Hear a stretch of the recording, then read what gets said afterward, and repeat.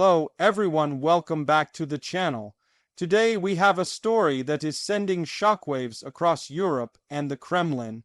Moldova, a small country often overlooked on the global stage, has just taken one of the boldest steps yet in exposing and dismantling Russia's covert network of influence and destabilization. This is not just a local development. This is a humiliation for Vladimir Putin and his intelligence services, and it could reshape the entire balance of power in Eastern Europe. For years, Moldova has been seen as vulnerable to Russian interference.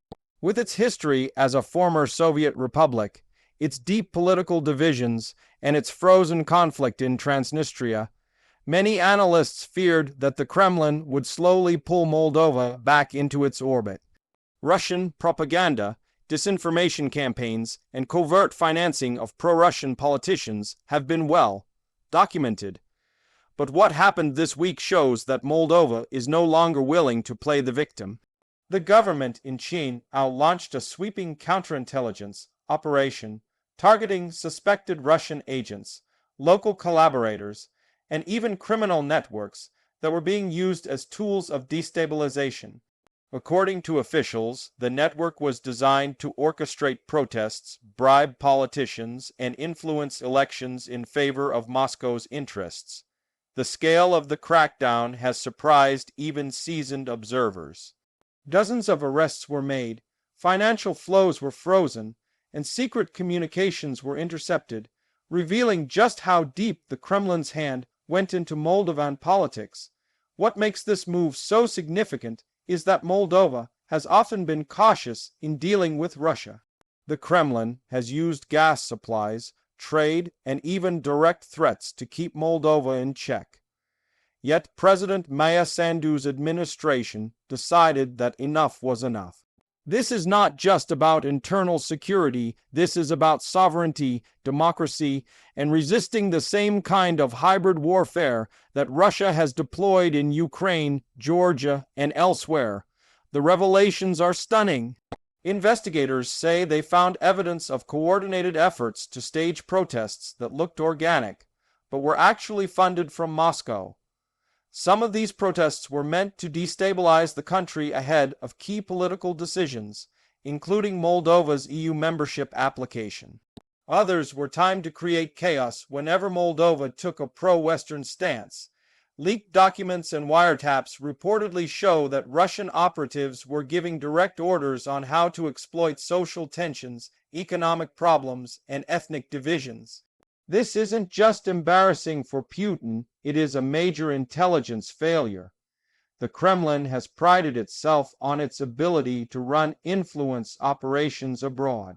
From disinformation campaigns in Europe to election meddling in the United States, Russian intelligence agencies like the FSB and GRU have built a reputation for being cunning and effective. But in Moldova, their network has just been blown apart. Western allies are taking notice. The United States and the European Union have praised Moldova for standing up to Russian interference. This could lead to more financial and security assistance for Chisinau.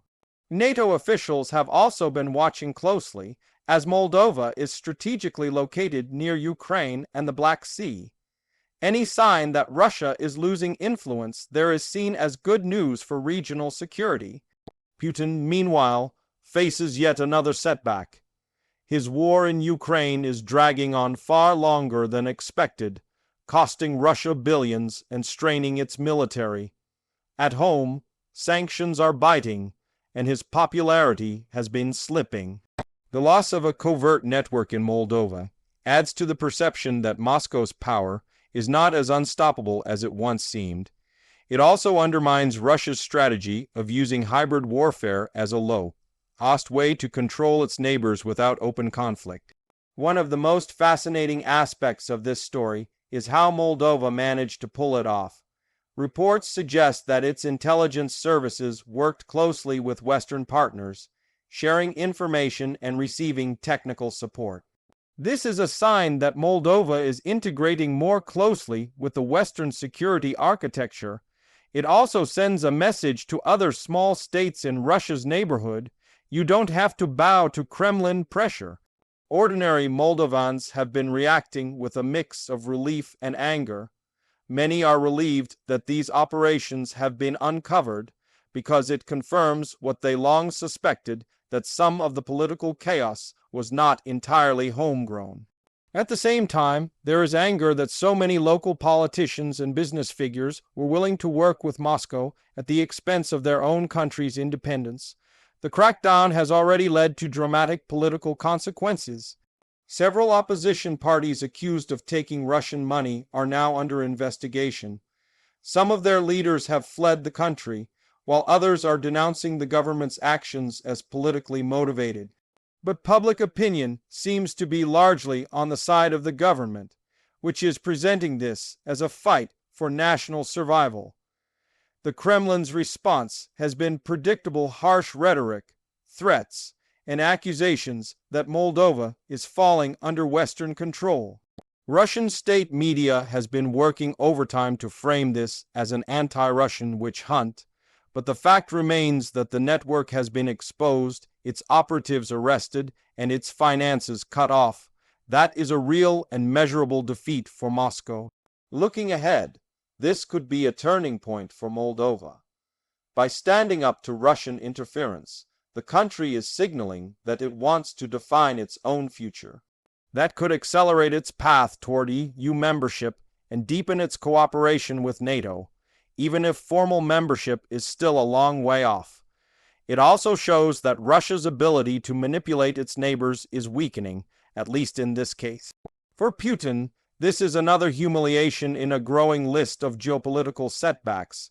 He wanted to show that Russia could dominate its neighborhood and resist Western influence. Instead, we see former Soviet republics like Ukraine, Georgia, and now Moldova moving further away from Moscow. If anything, Russia's aggression seems to be driving them closer to the West. The story of Moldova dismantling Russia's shadow network is about more than one small country. It is about the future of the post-Soviet space. It is about whether nations can remain free to choose their own alliances without fear of sabotage, bribery, or covert coups. And it is about whether Putin's dream of restoring Russia's sphere of influence is slowly collapsing under its own weight. This is not the end of the struggle. Russia will likely try to rebuild its network, perhaps using new methods or even more aggressive tactics. Hybrid warfare is cheap and effective, and the Kremlin has shown that it is willing to play a long game.